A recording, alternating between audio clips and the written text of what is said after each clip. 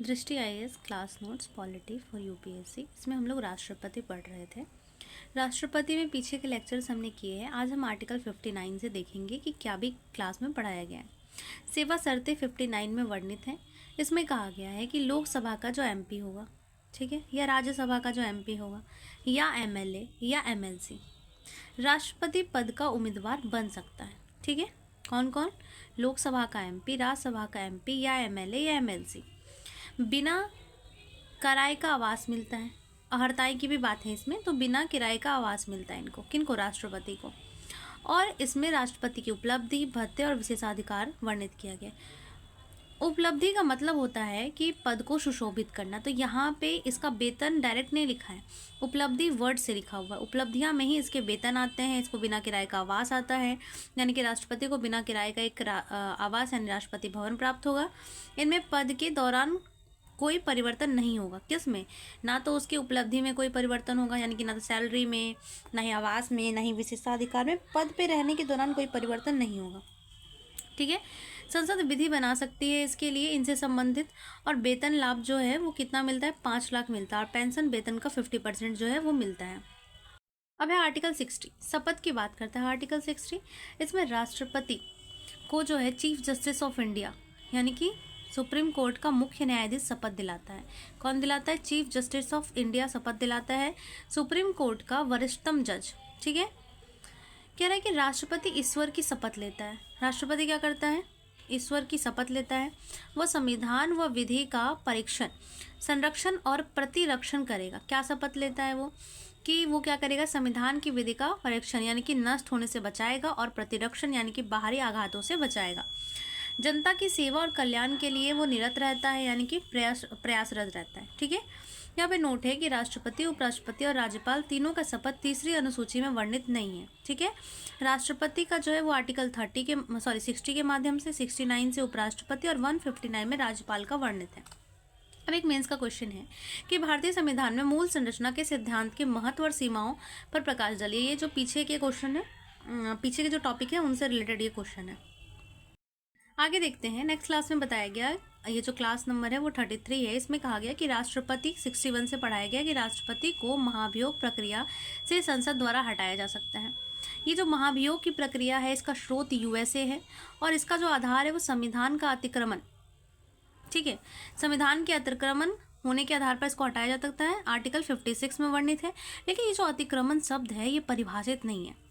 महाभियोग संबंध संविधान में केवल राष्ट्रपति के लिए हुआ है, और ये जो महाभियोग शब्द का जो प्रयोग हुआ है, महाभियोग शब्द जो है वो सिर्फ संबंधित है किससे? राष्ट्रपति से। अब कह रहा है महाभियोग विधेयक क्या होता है? यह विधेयक किसी भी सदन में लाया जा सकता है। ठीक है, और ये जो विधेयक या तो लोकसभा में या राज्यसभा में आएगा।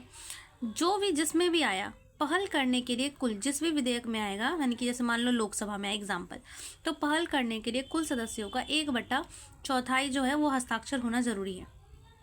ठीक है, जिससे भी पहल हो, जिससे पहल होगा उसके दूसरे वाले में, यानी कि मान लो कि अगर लोकसभा से पहल हो रहा है तो राज्यसभा में जिस सदन में पहल हुई थी उस सदन में, पहले तो जिस सदन में पहल हुई थी उस सदन में कुल सदस्यों का 2/3 बहुमत पास हो, और अन्य सदन में जांच सदस्य यानी जांच समिति न्यायिक समीक्षा बैठे।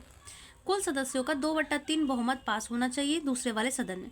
तुरंत ही राष्ट्रपति हटा हुआ माना जाएगा, और जब इस सदन में ये हो जाएगा, दूसरे सदन में ये पास हो जाएगा, तो राष्ट्रपति को हटा दिया जाएगा महाभियोग की प्रक्रिया से। ठीक है, और जब ये आएगा प्रोसेस, उससे पहले सदन का जो भी अध्यक्ष होगा वो जानकारी 14 दिन पहले ही राष्ट्रपति को दे देगा। अब कह रहे हैं कि यूएसए में महाभियोग की प्रक्रिया क्या है, तो कह रहा है कि अगर इसका आधार क्या होगा महाभियोग का, तो दुराचार होगा, देशद्रोह होगा। ठीक है, सबसे पहले प्रतिनिधि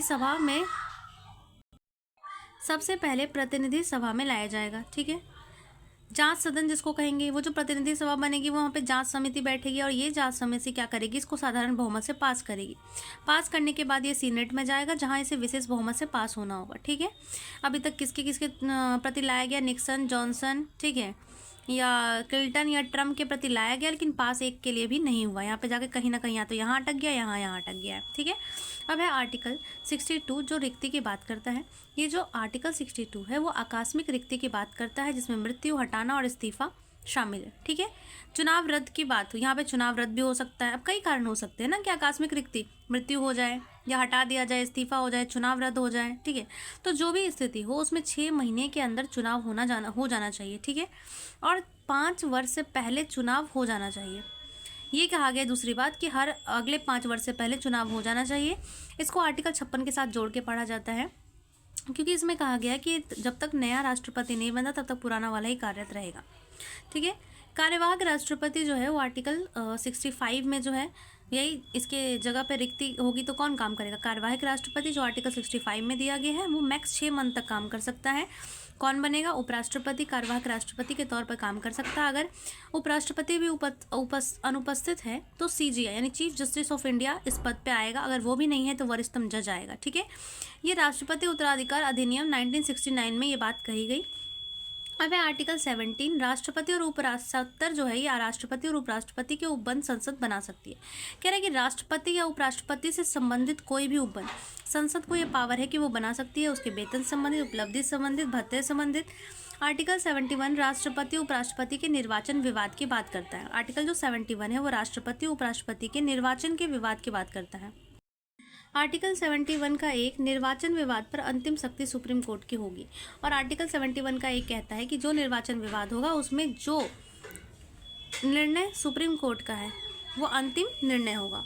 71 का 2 कहता है राष्ट्रपति और उपराष्ट्रपति के पद की शुरुआती प्रथम तिथि से लेकर सुप्रीम कोर्ट के अंतिम निर्णय तक के तिथि तक इनके द्वारा किए गए कार्य अवैध नहीं माने जाएंगे। यानी कि राष्ट्रपति उपराष्ट्रपति के पद जिस तिथि को धारण करते हैं और सुप्रीम कोर्ट ने जब तक इनको हटाने के लिए अंतिम निर्णय दिया तब तक का वो कोई भी काम करेंगे वो अवैध नहीं होगा। यदि सुप्रीम कोर्ट इनके चुनावों को रद्द करती है तब ये बताया गया है। अब है आर्टिकल 71 का 3, निर्वाचन संबंधित संसद विधि बना सकती है। निर्वाचन राष्ट्रपति और उपराष्ट्रपति के निर्वाचन संबंधित विधि संसद बना सकती है। राष्ट्रपति उपराष्ट्रपति निर्वाचन अधिनियम 1952, ठीक है। अब है इसी तरह संसद ने ये बनाया था एक्ट। उसके बाद है 71 का 4, यदि निर्वाचन मंडल खाली है तब भी चुनावों को अवैध नहीं माना जाएगा, ठीक है। इसमें कहा गया कि यदि निर्वाचन मंडल खाली है फिर भी चुनावों को अवैध नहीं माना जाएगा। ये किस केस में आया था? खरे वर्सेस चुनाव आयोग केस में। उसके बाद है आर्टिकल 72, जिसमें चुनौती मिली थी इसको। आर्टिकल 72 क्षमा दान करने की शक्ति है, जिसको आगे डेप्थ में पढ़ेंगे, राष्ट्रपति की क्षमा दान करने की शक्ति। आर्टिकल जो 73 है वो संघ की कार्यपालिका की शक्ति का विस्तार करती है। क्षमा दान शक्ति को आगे देखेंगे, थोड़ा सा उपराष्ट्रपति को देखेंगे इसमें।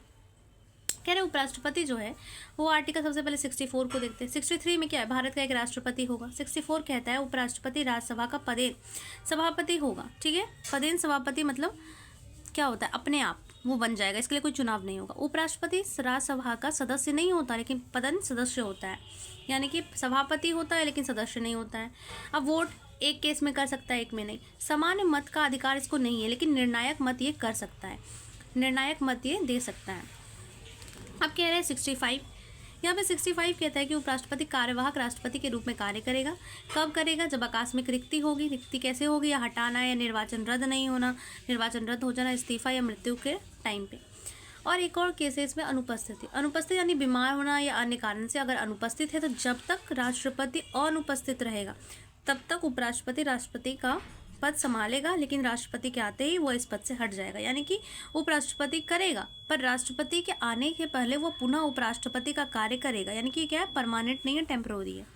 अब है यहाँ पे आर्टिकल 66, चुनाव और अर्हता इसमें दिया गया है।